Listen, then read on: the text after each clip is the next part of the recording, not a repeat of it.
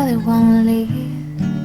Hi everyone, welcome to my channel if you're new here. Welcome back if you're a returning viewer or subscriber. Today I'm finally going to be talking through my best books of 2024. This is a very delayed video, one because I have been so busy with other end of year content. I wanted this to be the final video before I fully went into 2025. I know it's taken me the entire month of January to get there. The other reason is because January was a really big work month for me. I was very preoccupied with that. But I met my deadline and now I can focus on YouTube, which is my favourite thing. This list feels a little tiny bit redundant, and that is simply because I have mentioned many of these titles within previous end of year content. I do these videos where I run through my top 5 books of each quarter of the year. October, November and December came really late, as you would expect, and one of these books did make it into that video, as well as like running through every single book I read last year. I also mentioned 5 stars in that, so I feel like you have a bit of a sense about what this video is going to be about. In order to not make it really boring for you to watch, I decided I'm going to do things a little bit differently. Obviously going to tell you what each of these titles is about. I'm going to skip out on gushing through my feelings because I feel like I'm just going to bring up all the points that you've heard 1,000 times if you're a regular viewer. So instead of attempting to relay that, I'm going to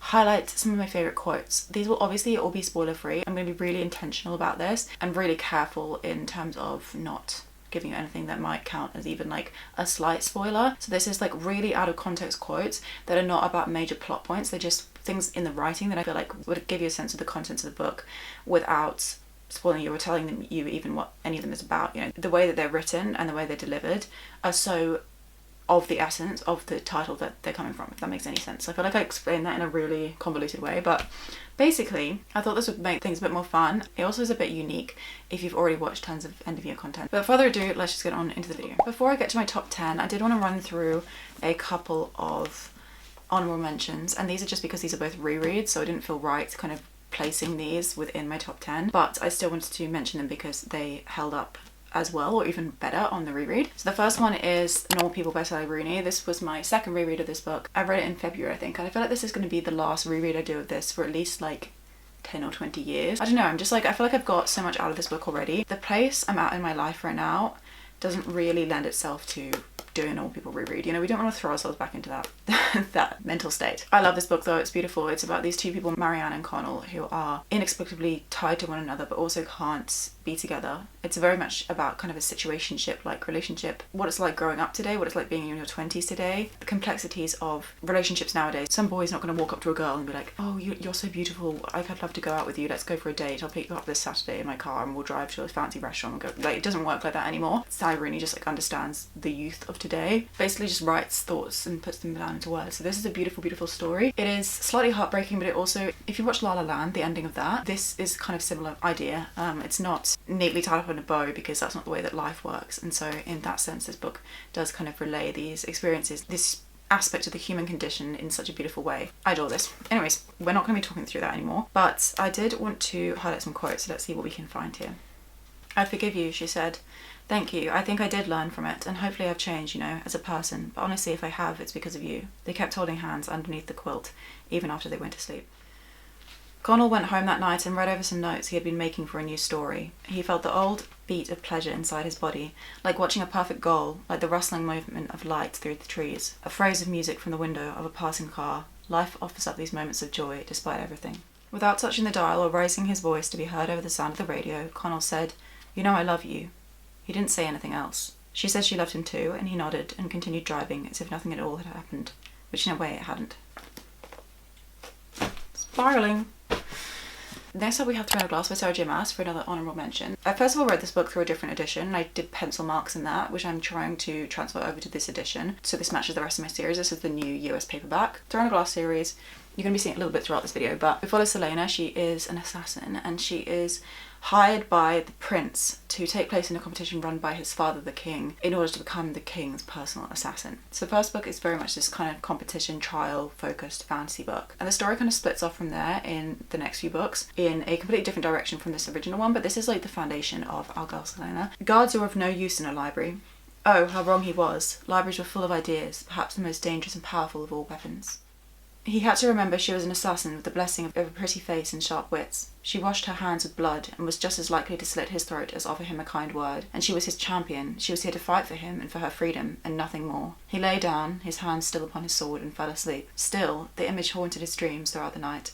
A lovely girl gazing at the stars, and the stars who gazed back. beautiful. On my first read I gave this 3.5 stars, and on my second read I gave it 4.5, though it's probably a 4, but still so much better than the first time around. Maybe how much fantasy I've read at this point, or the sort of titles I was surrounding the first read with. In the first read I really didn't like the magic system, but this time around I had a bit more patience with it, and I feel like that's the reason why I enjoyed this more. Maybe I just read it at the right time this time. It's kind of hard for me to tell because the first time I read this book was like 2019 I think, so it's been a number of years. Okay, now getting on into my top 10. The first book we have to mention is a literary fiction, and that is Acts of Desperation by Megan Nolan. This is a book that really stuck with me throughout the year of 2024. It's kind of shifted into different things as I've gone along. At the time there were parts of it that I related to. There are things I look back on now that I understand in a different light, to the point where I kind of wish I could reread this book, which I might do over the next couple of years. Acts of Desperation is following this girl. I think she's unnamed, but either way she is in this very, very toxic relationship with this man, and it's about her kind of discovering who she is and why she acts in certain ways, and whether that's a result of something that's within her or whether that is the result of the way that people are treating her and what she's willing to put up with. There's as much blame on her as there is on the other people in her life, though you do feel deeply sorry for her because of the blatant way that these people are mistreating her. How could it be true that a woman like her could need a man's love to feel like a person, to feel that she was worthy of life? She's 23 and in love with love. He's the most beautiful man she's ever seen. The affair is quickly consuming, unpredictable. Behind his looks is a cruel streak. Meanwhile, she's starting to give in to the secret, shameful impulses of her own. We're all looking to get what we want, but do we know what we need? There's such a beautiful exploration of relationships, but in a way that is not typically portrayed in media, because either in media we get, a super abusive relationship, or we get one that's like sunshine and rainbows, and this one is very much the middle in between. Though like from an outside perspective you can see that like someone hitting her is obviously wrong. Her stuck in the middle and thinking this relationship is, or wishing it so deeply, is this like sunshine and rainbows, means that she's blind to this blatant cruelty that she's experiencing. It is so eye-opening, it's so cleverly written, and I just adored it. I didn't get the 5-star feels. I feel like that's the reason why this book is not a 5-star. It was actually a 4. I think I would boost it up to a 4.5 at this point, because I think it's just really stuck with me and it's been so kind of impactful in my life and my decisions and everything like that. So this is top tier.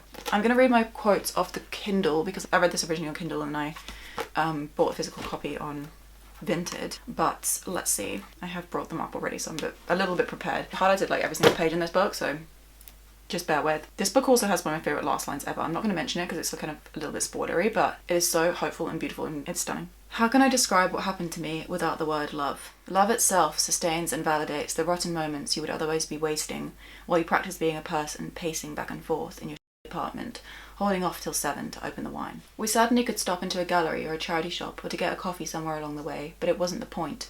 Getting apples and walking around was the point. Just that. That was the whole point. That was more than enough. People said that you had to be yourself and be strong and independent in love. They said that meekness and submission would only drive men away, that confidence was attractive. But I had done it, had worn him down with weakness. He did not love me, couldn't, for what me was there to love? What me had he ever known? But he had become attached to me, dependent on me. This is a bit of a longer one, but it's also one of the most famous quotes from the book, and I feel like this drives home a particular part about the book, which is mentioning basically women's role within a relationship, a heteronormative relationship. The way that's kind of so unclear and so abused because of what we put up for love, essentially. It was already so near to impossible to say no to a man, so difficult to accept the possibility of being hurt or disliked or shouted at. It takes so much out of you to make yourself say no when you have been taught to say yes, to be accommodating, to make men happy. Once you've said no, a man, wielding but feels unbearable. Even if he does it politely or gently, it overrides the clearly expressed attention. It says, your choice does not really matter. What I desire matters, and I don't want to feel bad for forcing you into it, so perhaps you ought to reconsider. This is another popular quote, but I didn't highlight this one. Wielding is cowardly and violent. When you change someone's no to yes by wielding, you have stolen from them what does not belong to you. 11 out of 10. Yes, I gave it 4 stars. That's interesting.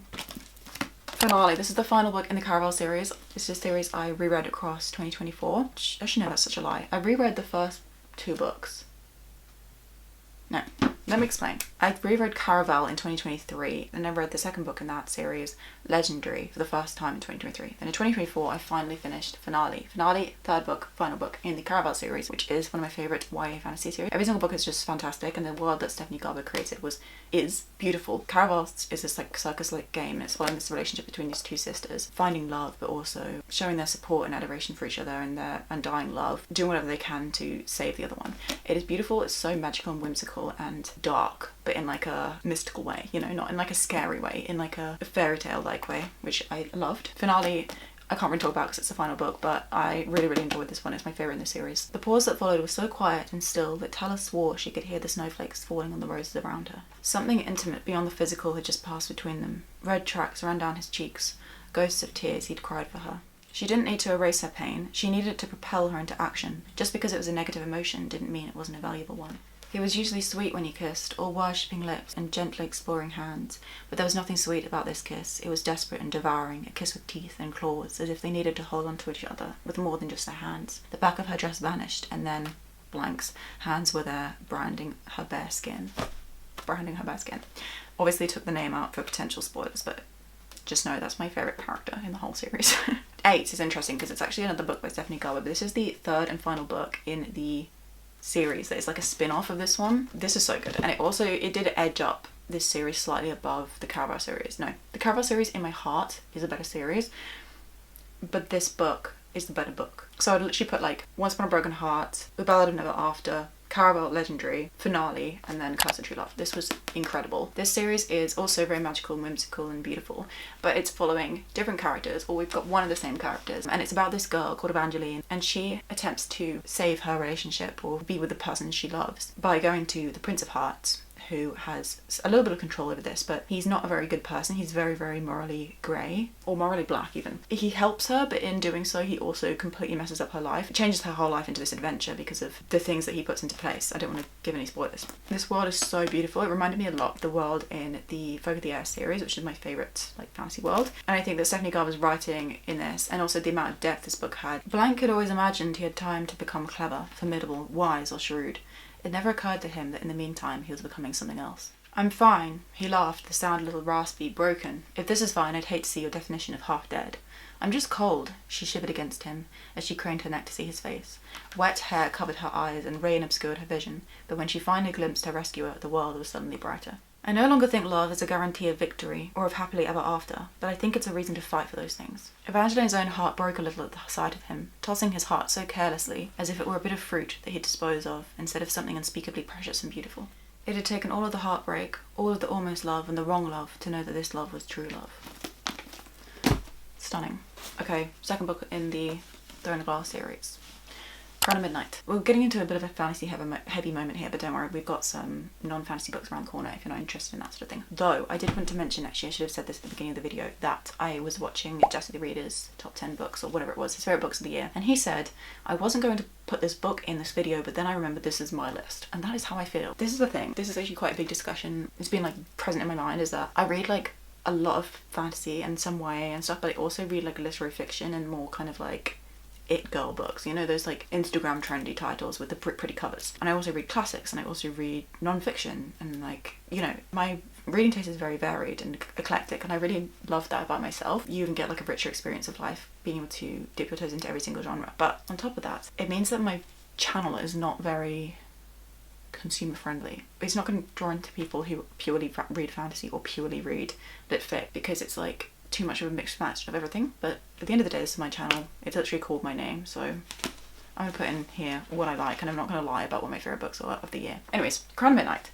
This was so good. This is a step up on Throne of Glass. This was definitely like a very solid 4.5 star read. This is still set in the castle we're kind of in the first book, but it's a lot about the relationship Selena has with these two people, Kale and Dora, and you've probably heard their names, and it's definitely a very heavy love triangle. There's so much beautiful writing in here about the relationship Selena feels for these people, and it really is the core of the foundation of what she then goes on to do in the future books, of like fighting for these people and coming very close to death many times because of how much she loves these people. "For what it's worth, blank," she said. He faced her, his hands in his pockets. She gave him a slight smile. "If she picked Roland over you, that makes her the greatest fool who ever lived." He stared at her for a long moment before he quietly said thank you and walked back to his room. But then a warm, calloused hand grasped hers beneath the table, and she turned her head to find Blank looking at her. He smiled slightly, and she knew he understood. So Selena looked at her Blank and smiled back. Oh, to have a Blank. This is so funny with the Blank. And then she said so quietly it was hardly more than a murmur, "I can't tell if I should be ashamed of wanting to hold you on this day, or grateful that despite what happened before now, it somehow brought me to you." Did his parents have any idea that in the entire castle and the entire kingdom there was no one more noble and loyal than him? That the boy they'd thrown out of their lives had become the sort of man that kings and queens could only dream of having serve in their courts? Be right back crying. "I apologise for my behaviour lately. I haven't been myself." But he said, "I understand." and from the way her eyes softened, he knew that it was all he'd ever needed to say. Okay, a little bit of a change in genre. We have April Villains by M.R. Rio. This was crazy. This was so good. Very, very close to a 5. There was one thing that kind of let me down. But in this book, we're following a group of thespians. They're all Shakespeare students. Are in this Shakespeare only course. Like, that's literally all they study at university. But we're following this boy, Oliver. He's been in jail, prison, for 10 years because he was accused with the murder of Richard, who was in his course at university. And Oliver's agreed to meet with the policeman who was on the case 10 years ago because he's retired now, but he's always wondered what happened because he wasn't completely satisfied with the answers he got, and he's not completely certain whether Oliver was to blame. So they going on this walk around the grounds of the school talking about the case. Alongside this, we're flashing back into the past and living the events that led up to Richard's death and finding out what happened, whether Oliver was responsible, whether it might have been someone else, and why Oliver would have been accused if that was the case. This is beautiful. It's so good. It is like The Secret History, but actually the two books are quite different from one another, so I wouldn't be put off reading this one just because you're like a Secret History stan and you don't want to read something that could be like potentially ripping off Secret History. It's definitely inspired by that. It's different enough. The relationships between the characters are so interesting, and I loved the motivations behind everything, and also the quiet nature of Oliver, and I found a little bit of myself in him as well. We had, like 7 siblings, spent so much time together that we had seen the best and worst of one another and were unimpressed by either. How could we explain that standing on a stage and speaking someone else's words if they were your own is less an act of bravery than a desperate lunge at mutual understanding? An attempt to forge that tenuous link between speaker and listener and communicate something, anything, of substance. Morsels of meaning nourished me with the knowledge that yes, there is a word for this. Someone else has felt it before. Over the years, I'd insulated myself from the rest of the house, the rest of the neighbourhood, and the rest of Ohio, with layers of ink and paper and poetry like a squirrel lining a nest. For someone who loved words as much as I did, it was amazing how often they failed me. Of course, the classic, you can justify anything if you do it poetically enough. She brushed my hair back off my forehead, a sweet, affectionate gesture of hers, by then familiar and perpetually hoped for. There's one quote I really wanted to read, but it is a blatant spoiler, so I'm gonna spare you, and you can pick up the book yourself and discover what it might have been. Okay, the last 12.5 star read in this video is Despair by Vladimir Nabokov. Do you see what I mean by saying that my music taste, my book taste is all over the place? This is a modern classic that I read for a video in which I read Alex Turner's favourite book. In an article from many years ago now, he mentioned that this was probably his favourite, and I had the best time in the world reading it. It's not simply because I was able to kind of like read between the lines and try and understand why one of my favourite musicians and my favourite person I don't know liked this so much. At the same time, it was just masterfully written. Nabokov is a genius. This book is about this man called Herman, and he meets this man who he's convinced is his doppelganger, his exact like for like. And instead of doing what most people would do and be like, wow, this is so cool, like, you know, sparkle your friendship, he decides to use this to his advantage and create this scheme to essentially make some money in a way that's very, very manipulative of this man who happens to be homeless. There are a billion quotes in this I could read to you, and I read a lot of them to you in the video I did for this, so I will definitely have that linked. I'm going to try and pick my favourites. Frolics of the intuition, artistic vision, inspiration, all the grand things which have lent my life such beauty, may, I expect, strike the layman, clever though he be, as the preface of mild lunacy. I have grown much too used to an outside view of myself, to being both painter and model, so no wonder my style is denied the blessed grace of spontaneity. A wide-stemmed couple of inseparable birches grew there, or a couple of couples if you counted their reflections. This is one of my favourite quotes in all of literature, and I found it this year. When a slow leaf fell, there would flutter up to meet it, out of the water's shadowy depths, its unavoidable double. Their meeting was soundless. The leaf came twirling down, and twirling up, there would rise towards it, eagerly, its exact, beautiful, lethal reflection. I could not tear my gaze away from those inevitable meetings. This is also genius. Felix would still be loitering around the bronze duke, or resting on a neighbouring bench, drawing with his stick from left to right and right to left, the earth and rainbows drawn by every man with a stick and time to spare, our eternal subjection to the circle in which we are all imprisoned. Chills. Yes, thus he would still be sitting this day, and I would keep remembering him with wild anguish and passion, a huge aching tooth and nothing with which to pull it out, a woman whom one cannot possess, a place which, owing to the particular topography of nightmares, keeps agonisingly out of reach. Excuse me? I fell silent suddenly and sat deep in thought, stirring my tea, which had long done all it could with the sugar. The invention of art containing far more intrinsical truth than life's reality. I walked on, burdened by the letter and fairly bending under that huge white load, and again beyond a block of houses I came to a letterbox. My indecision was becoming a nuisance, as if it were quite causeless and senseless in view of the firmness of my intentions. Perhaps it could be dismissed as a physical, mechanical indecision, a muscular reluctance to relax, or better still, it might be, as a Marxist observer would put it, Marxism getting the nearest to the absolute truth, as I always say, the indecision of an owner who is always loath, such being his very essence, to part with property. And it is noteworthy that in my case, the idea of prosperity was not confined merely to the money I was sending, but corresponded to that share of my soul which I put into my letter. Okay, that'll do. Otherwise I'm going to get carried away. But that's just everything and more. If you like beautiful writing, if you like an unreliable narrator, if you like to be brought to your knees over Nabokov's grip of the English language, you're welcome. He also translated his own book from Russian, which, you know, that's an entirely different point in itself. Moving on into my 5-star reads. Despair was very close, obviously. The next one I actually think is potentially a 4.5. I don't think I would score it as highly on the reread, but I just had a really good reading experience. That is the one book that I don't physically out of this list, which is Virgins and Lattes by Travis Baldry. This is a cozy fantasy book. We're following Viv. She's an orc, and she has been a kind of crusader her entire life. She's very battle-worn, and instead of burning herself out, she decides to retire and open up a coffee shop in a little town that's never ever heard of coffee. This is gentle-hearted, it's heartwarming, quintessentially fantasy, that traditional kind of Eurocentric fantasy, German or French inspired. But then on top of that we have these really interesting creatures, one of which is a baker who Viv hires, and it's actually a rat who's about like 4 feet tall or something like that. It's just so soft, and I just had a wonderful time reading it. I read a good majority of it across a power cut that we had, lying on the floor reading my Kindle, just immersed in this world, and yeah, I could have had a better time. I haven't actually prepared any quotes, so let's quickly see. I also read this on my Kindle, so I'm going to see if I can find it so I can read some to you. His velvety face wrinkled in a pleased expression that squeezed his eyes nearly shut. About the rat. As dawn glimmered, the green flames sputtered and died, as if they fed on the night as much as on earthly fuel. All the quotes I have in here about the rat. Viv went to find the ratkin, tucked away in the back corner booths, feet swinging, eyes closed, meditating over his steaming mug. If that ain't me, I don't know what is. The dire cat regarded first Tandri, then Viv, with green eyes like saucers. Slowly they drifted to slits, and the rumble of a distant landslide filled the room. Viv realised it was purring. You have to read the book. You know, if you like any of the vibes I kind of explained, then you're gonna like the book. Book number 3 is, into the top 3, The Serpent and the Wings of Night by Chris Broadbent. This is so good. Incredible world building, incredible plot twist, just blew my mind constantly. The end of this was insane. I was like gasping. Araya enters a competition because she's a human living in a vampire world, and she wants to be a vampire so that she is not prey amongst predators. Turning into a vampire is very, very dangerous. Majority of the time you don't make it. She enters this competition to win a wish from the goddess, which will be to become a vampire. But while she's in the competition, she makes this alliance with this guy who's from a different vampire clan from her father's, or her father who adopted her. He's like the king of the vampires, which her father is very not into. It's got so many twists and turns. It's the first book on a duology. I'm yet to read the second book, but I'm so excited. I'll read that across the next couple of months.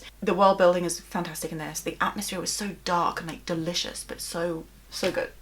Just read this book, okay? If you're into romantasy, this is it. This I knew was Vincent telling me he loved me. No one had ever said those words to me, at least. Not that I could ever remember, but he communicated it in 1,000 ways over the years, most of them coded in death. I love you. Here's how you stay alive. Here's how you make sure that no one can hurt you. For vampires, that was the ultimate gift. Vincent. His lips were at my throat, every muscle tense. I braced for pain. Instead, though, I felt only a caress, just the soft touch of his mouth against my flesh, the faintest brush of his tongue, as if asking permission to enter. My cringe melted into a shiver. You're safe, he whispered against my skin. Screeching. Loving her saved me, because by that time I didn't think there was a single thing in the entire world that mattered, until suddenly blank mattered, and the difference between nothing mattering and one thing mattering is a big one. The sun's going down, I said. Don't you want one last look? And blank didn't hesitate, didn't look away from me once as he answered no and kissed me. I forgot how good the romance was in this, because the entire damned world belonged to Nyaxia, not just the people but the air, the sky, the earth. The sand shifted beneath my palms as if inching to get a little closer to her. The night writhed as if aching to be in her lungs. Every part of me called to her, turn, turn, turn. The wind whispered. Nyaxia's allure dwarfed it, and it terrified me. I recognised this, and yet in this moment, when the full force of her presence hit me, I would have died for her. I would have killed for her. I would have shivered in ecstasy if she had offered me agony by those stunning blood-dipped fingertips. This is my favourite, TikTok rec, though. Other than maybe Fourth Wing. I think I might have enjoyed that over Fourth Wing, which is crazy to say. Book number 2 is a non-fiction book, and I was obsessed. Okay, this is The World is Going to Love This, often based with The Strokes by Gordon Raphael. For some context, Gordon Raphael is the producer of the Strokes' first 2 albums. The Strokes are one of my favourite bands, and by extension, I love this man for creating what he did. When you love a band, when you love something that you have no ability to interact with, like listening to the music, which is such a passive experience, or potentially going to a concert, which like the Strokes, I've been to 1 in my entire lifetime, but when you have that level of adoration, you're going to do anything you can to kind of like satiate it. This more than did that. As well as that though, it absolutely got me so invested in Gordon Raphael's life. There's so much of this book that's not about the Strokes. We don't even get to mention the Strokes until like pretty decent chunk into this book, but I was still incredibly invested. He didn't have an easy journey to success, but he also didn't have one that was just like, you know, he worked really hard and he got himself to the top and now he's just up there. He's definitely had like ups and downs throughout his entire life, and he's still very much alive. He's still, I think, only in his 50s or something like that. I really appreciated his honesty in this, the way he was so open to explaining the tech he used and the tricks he came up with and things like that, or the relationship between the band, or things going wrong in his life, whether that's to do with his drug addiction or people he worked with being very difficult, or him being difficult for them. It was so good. If you're interested in music, if you're interested in music production, if you're interested in a biography of someone's life, someone who has had success and has definitely been, you know, the top of their game for parts of their life, then I would highly recommend this book. But also if you have any love for the Strokes, then it's a no-brainer. I always feel elated when I finish making a song I particularly like, and quite often the process of recording myself playing instruments and singing makes me feel as if I'm high on hallucinogens. Subtle traces of tripping. Okay then besties, before my camera dies, we're gonna get to book number 1 of this year, and that was one that was very near and dear to me, of course, but also one that was such a quiet, gentle love, and one that was just lovely the whole way through.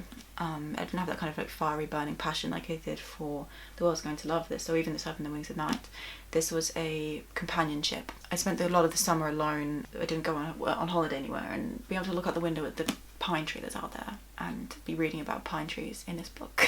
If you know, you know, then I don't know, it was just like, it was definitely a companionship, and that is Heir of Fire by Sarah J Maas. This is the 3rd book in the Throne of Glass series, and by far my favourite one so far. I've only read up to book 5 though. I can't really tell you much about this, other than that we meet new characters in this book, and the storylines completely diverge, but also that our main character, Selena, finds so much what is true to her. She goes through such a journey throughout the grief of what happens at the end of Crown of Midnight. So much in her past that she's been carrying that she kind of eventually faces. So this book explores quite a lot of a heavy look into depression, but not named depression, but that's what it is. This hope and this warmth from other people that are introduced into her life after this horrible thing she's been through, and how life-changing that can be for someone. I have chills.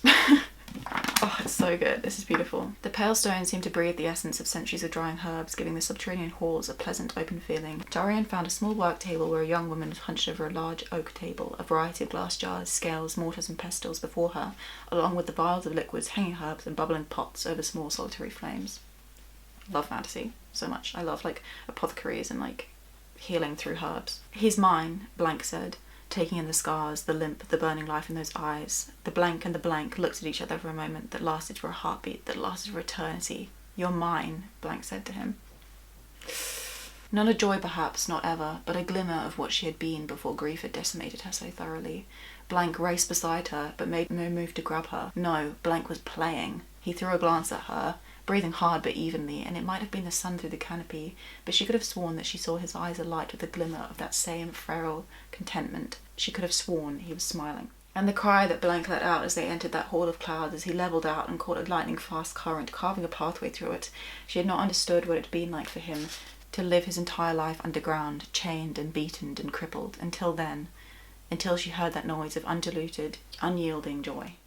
Maybe she had been a fool to love a man who served the king, but Blank had been what she needed after losing Blank, after surviving the mines. But these days, she didn't know what she needed, what she wanted, if she felt like admitting it. She actually didn't have the faintest clue who she was anymore.